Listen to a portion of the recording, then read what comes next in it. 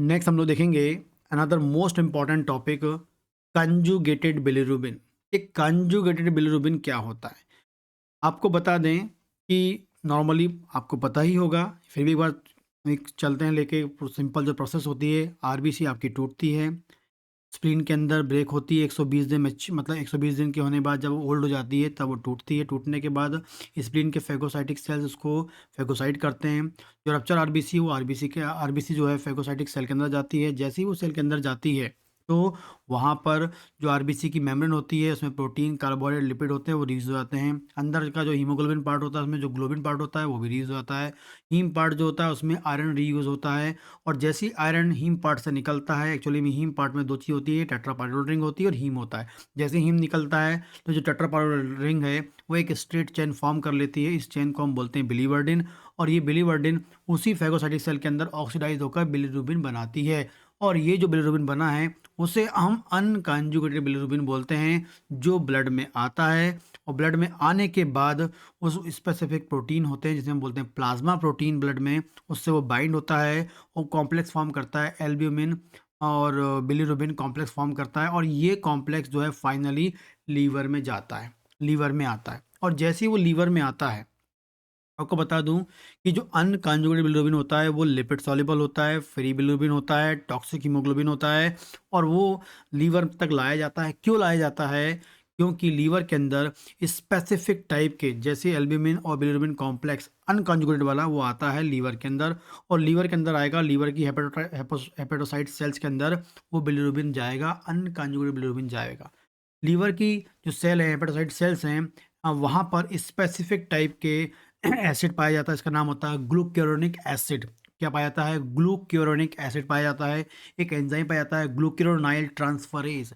ग्लूक्यूरोनाइल transferase और ग्लूक्यूरोनिक acid, ग्लूक्यूरोनाइल transferase and ग्लूक्यूरोनिक acid, ये important जो है पाए जाते हैं हेपेटोसाइट सेल के अंदर। जैसे अनकंजुगेटेड बिलीरुबिन सेल के अंदर आता है, हेपेटोसाइट्स के अंदर, लीवर के अंदर, तो जो ग्लूक्यूरोनाइक एसिड है, जो ग्लूक्यूरोनाइड एसिड है, वो बाइंड होता है। जो ग्लूक्यूरोनिक एसिड जो है, ग्लूक्यूरोनिक एसिड जो है वो बाइंड होता है आपके अनकंजुगेटेड बिलीरुबिन से with the presence of glucuronyl transferase. Glucuronyl transferase enzyme की प्रेजेंस में ग्लूक्यूरोनिक एसिड जो है वो अनकंजुगेटेड बिलीरुबिन से जुड़ता है। और जैसे ही वो जुड़ता है, बाइंड करता है, तो फाइनली एक नया बिलीरुबिन बनता है। उसका नाम होता है बिलीरुबिन ग्लूक्यूरोनाइड। बिलीरुबिन ग्लूक्यूरोनाइड बनता है। और ये जो बिलीरुबिन, जो ग्लूक्यूरोनाइड है, एग्जैक्टली ये कंजुगेटेड बिलीरुबिन है। इसे हम बोलते हैं वाटर सॉल्युबल बिलीरुबिन बोलते हैं। Very very important process liver में होती है कंजुगेटेड बिलीरुबिन बनाने की, वाटर सॉल्युबल बिलीरुबिन बनाने की। क्योंकि जब तक हमारी बॉडी अनकंजुगेटेड को कंजुगेट में कन्वर्ट नहीं करेगी, तब तक वो हमारी बॉडी से इसको बाहर नहीं निकाल पाएगी। क्योंकि अनकंजुगेटेड बिलीरुबिन जो होता है बहुत डेंजरस होता है, बहुत ही टॉक्सिक होता है, क्योंकि वो लिपिड सॉल्युबल होता है। यदि वो फ्री होगा तो बॉडी के किसी भी कोने में घुस सकता है, सेल को इजीली क्रॉस कर सकता है और अपना टॉक्सिक इफेक्ट दिखा सकता है। लेकिन यदि हमें जो भी लिपिड सॉल्युबल सब्सटेंस, उसको बॉडी से हम कभी बाहर नहीं निकाल सकते। लेकिन हमारी बॉडी का जो लीवर है, जो हेपेटोसाइटिक सेल्स हैं, वहाँ पर स्पेसिफिक टाइप का एंजाइम है ग्लूक्यूरोनाइल ट्रांसफरेज, जो ग्लूक्यूरोनिक एसिड को जोड़ता है अनकंजुगेटेड बिलीरुबिन से। और ये अनकंजुगेटेड बिलीरुबिन क्या में कन्वर्ट हो जाता है?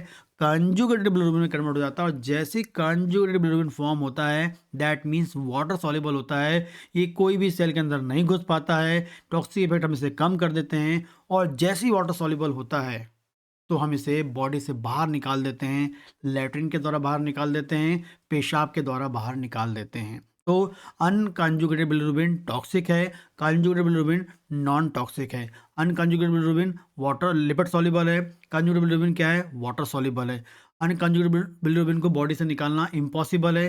कंजुगेटेड बिलीरुबिन हमारी बॉडी से इजीली बाहर निकल जाता है। हमारी बॉडी अनकंजुगेटेड को कंजुगेट में कन्वर्ट करती है, लिपिड सॉल्युबल को वाटर सॉल्युबल में कन्वर्ट करती है by the help of liver. क्योंकि लीवर में एंजाइम है ग्लूकोरोनाइल ट्रांसफरेज, और एसिड कौन सा है? Glucuronic acid.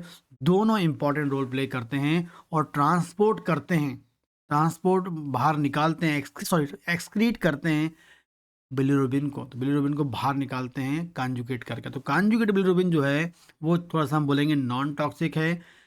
ये इजीली हमारी बॉडी से निकल जाता है। तो ये आपको याद रखना है, बहुत इंपॉर्टेंट है कॉन्जुगेटिव बिलिरुबिन, जो हमारी क्लिनिकल प्रैक्टिस में आपको याद होना चाहिए। क्योंकि कॉन्जुगेटिव बिलिरुबिन जो होता है कंपेयर टू अनकॉन्जुगेट थोड़ा सा लेस टॉक्सिक होता है, क्योंकि वाटर सॉल्युबल होता है। ठीक है, तो इस प्रकार से आपको याद होना चाहिए हमारी बॉडी में जो भी है बिलिरुबिन जो है बाहर निकल रहा है वो कॉन्जुगेटेड बिलिरुबिन हो रहा है। मतलब लीवर से पहले वाला जो बिलिरुबिन, लीवर में आने से पहले वाला बिलिरुबिन क्या है, अनकॉन्जुगेटेड। और लीवर के बाद जो आपको मिलेगा, लीवर से गुजरने वाला जो बिलिरुबिन मिलेगा, गुजर के उसके आगे निकलेगा, वो कॉन्जुगेटेड बिलिरुबिन कहलाता है। ये आपके दिमाग में होना चाहिए। कई बार क्लिनिकल कॉन्सेप्ट में, आपको क्लिनिकल प्रैक्टिस में, गवर्नमेंट एग्जाम में, कहीं पर भी ये क्वेश्चन आपका आ सकता है। ठीक है, और आपकी क्लिनिक में तो आपको याद होना ही चाहिए। इसके अलावा यदि आप बीएचएमएस फर्स्ट ईयर स्टूडेंट हैं और आपने यदि आप ऑर्गन ऑफ मेडिसिन मैटरमेडी का आप ज्वाइन करना चाहते हैं, तो आप मेरे एप्लीकेशन में जा सकते हैं। Doctor Bhavesh sir classes application का नाम है, जिसका लिंक डिस्क्रिप्शन में है, वहाँ जाके आप ज्वाइन कर सकते हैं। और जो भी सेकेंड ईयर में, जिन्हें फर्स्ट ईयर में ऑर्गन ऑफ मेडिसिन मैटरमेडी का नहीं दिया, वो भी ज्वाइन कर सकता है और अपने बीएचएमएस फर्स्ट ईयर को क्लियर कर सकता है। थर्ड ईयर, सेकेंड ईयर के लिए जनरल पैथोलॉजी है, थर्ड ईयर के लिए आपकी गायनेकोलॉजी है, और फाइनल ईयर में आपको या 12 टिश्यू रेमेडी का यूज़ करके आप क्लिनिकल प्रैक्टिस कर सकते हैं। इसका कोर्स है जो आप मेरे एप्लीकेशन में जाके ज्वाइन कर सकते हैं, यदि आपको पसंद आता है, यदि आप मेरे वीडियोस देखते हैं तो।